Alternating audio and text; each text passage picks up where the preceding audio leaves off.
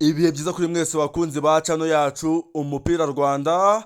Nongeye kubasuhuza kandi mbifuriza gukomeza kugubwa neza aho muherereye mwese. Nshimira buri wese wahisemo gukanda subscribe hano kuri cano yacu. Ni iby'agaciro gakomeye kuri we, turabibashimira rwose.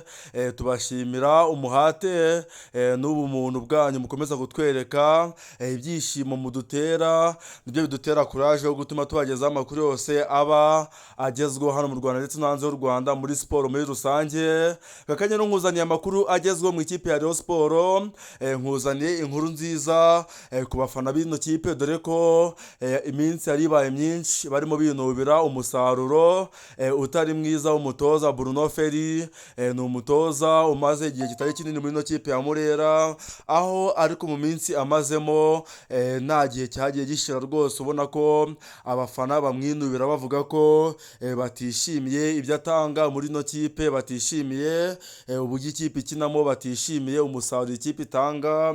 Akaba ariyo mpamvu rero n'ubuyobozi bw'ino kipe bwahisemo kuganira bugafata umwanzuro wo kwirukana uno mutoza, bukamusezera adasoje amasezerano ye yari afite muri ino kipe ya Rayon Sport. Akaba asezerewe nta n'umwaka ayimazemo, gusa hari byinshi yagiye akora muri ino kipe. Akaba ariyo mpamvu yongeye kugaruka kuri byinshi bigiye bitandukanye byinshi yakoze, ariko ndibanda cyane ku mpamvu nyamukuru itumwe uno mutoza Bruno Ferry yirukanwa muri ino kipe ya Murera. Nkwereke impamvu ahubwo twavuga ko ikipe ya Murera yari yaratinze kumwirukana bitewe n'imikino yari amaze yose atakaza atabona intsinzi yo muri ino kipe ya Murera.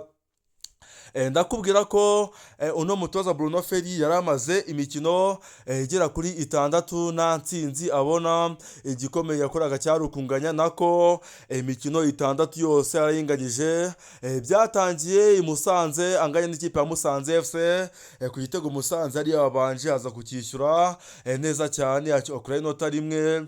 Anganya n'ikipe ya El Hilal igitego 1-1, nabwo El Hilal hakiri kare cyane rwose, murabyuka ku minota nk'uwa 7 n'uwa 8 yari uwitwa Adama Coulibaly yari yamuteretsemo igitego cya mbere, ariko aza kukishyura. Match iza kurangira ari igitego 1-1 kuri match ya El Hilal.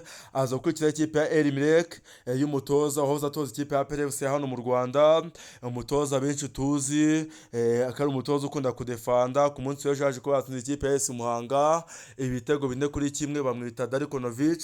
Iyo kipe rero ya El Merreikh nayo iza kungana n'ikipe ya Rayon Sport ubusa ku busa.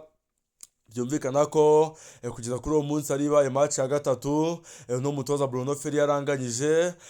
Aza kwidepurasa rero ajya hara mu karere ka Rubavu cyane ikipe ya Etincelle.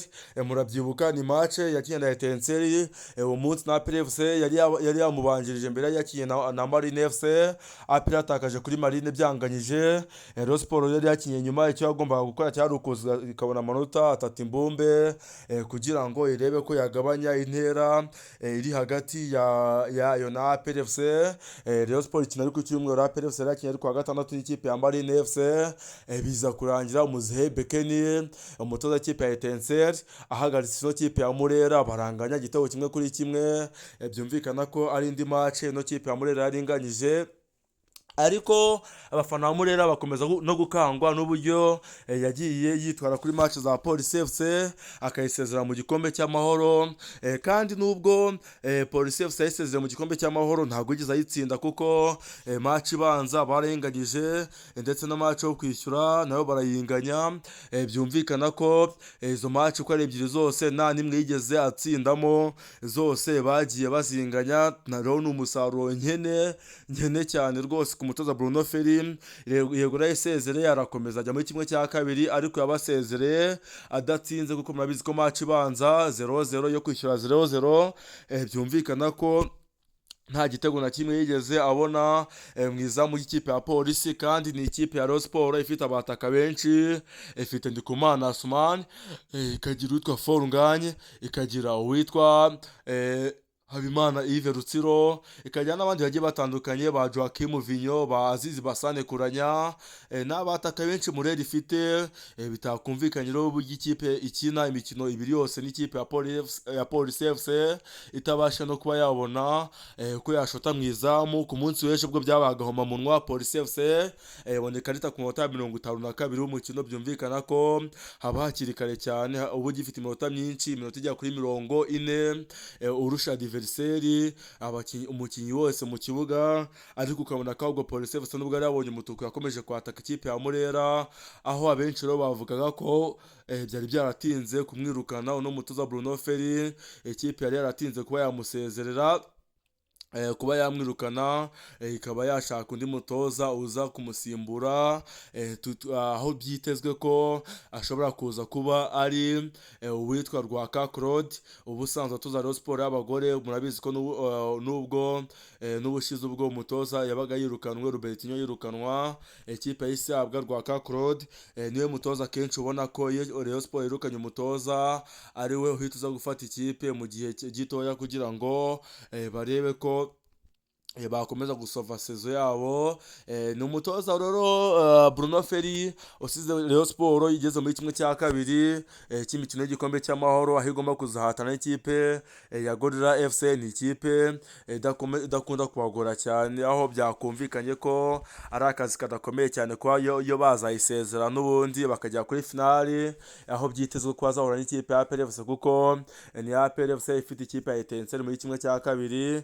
Etincelle yego ino minsi igenda yihagararaho, igenda rwose ubona ko ikora akazi katari gatoya, yihagararaho yerekana ko urwego rwayo rwaba ari urwego rwiza cyane ku guhangana n'amakipe akomeye. Ariko imbere ya APR FC ishaka igikombe cy'amahoro, ishaka kuzagura ikipe ya Etincelle kuba yayihagarika, rero byumvikana ko amahirwe menshi zino kipe zizahura kuri finali, tukazareba uzabasha kuba yakwegukana kino gikombe cy'amahoro bigifunguye kuri Rayon Sport, kuko aba ari umukino umwe.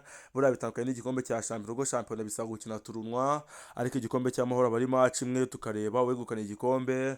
Rero bishoboka cyane ko ikipe ya Rayon Sport yazegukana kino gikombe cy'amahoro. Rero hari amahurizo agiye atandukanye aba akomeje kugenda agaragara. Ihurizo rya mbere hari ni ukuvuga ngo isoko yirukanye umutoza Bruno Ferry, tuzi ko ikipe ya Murera isanzwe igira ibibazo byinshi bya mikoro, amafaranga yo kumuhemba, amafaranga y'imerekeza araza kuva hehe, yo kujya bazigu no mutoza ataza kubarega muri TAS, ni imerekeza ziraza kuva hehe zo guno mutoza birukanye, amasezerano yatarangiye. Cyo ni ikibazo cya mbere umuntu agomba kwibaza. Ese abakinnyi bayarazanye turabazi, ba Yannick Bangara, ba Ramazane Chimanga, turabizi ko abatoza hano mu Rwanda kubera ikibazo cy'uko aribo bizanira abakinnyi, iyo umutoza agiye utangira kubona abakinnyi batitanga uko bikwiye, badatanga 100%, byabo kubera ko umutoza wabazanye aba atagihari. Rero byumvikana ko bizasaba akazi gakomeye ubuyobozi bw'ikipe ya Rayon Sport kugira ngo babashe kuba baturisha bano bakinnyi, bakomeze batanga 100% by'ibyo baba bagomba gutanga, kuko nta bakinnyi b'abahanga wenda nubwo twavuga ko imyaka yabo yakuze, ari abakinnyi nyine bamaze gukura, bamaze kujya mu myaka y'imbere. Gusa cyitwa ubuhanga bw'abakinnyi bwo cyo turakizi, ni abakinnyi beza b'abahanga. Rero tugomba kureba uburyo bazabasha kwitwara muri ino situation ubwo umutoza atazaba agihari. Ngewe rero nitwa Pacifique Muto Rukundo, ciao ciao, asraviste, ndabakunda cyane, mukande subscribe.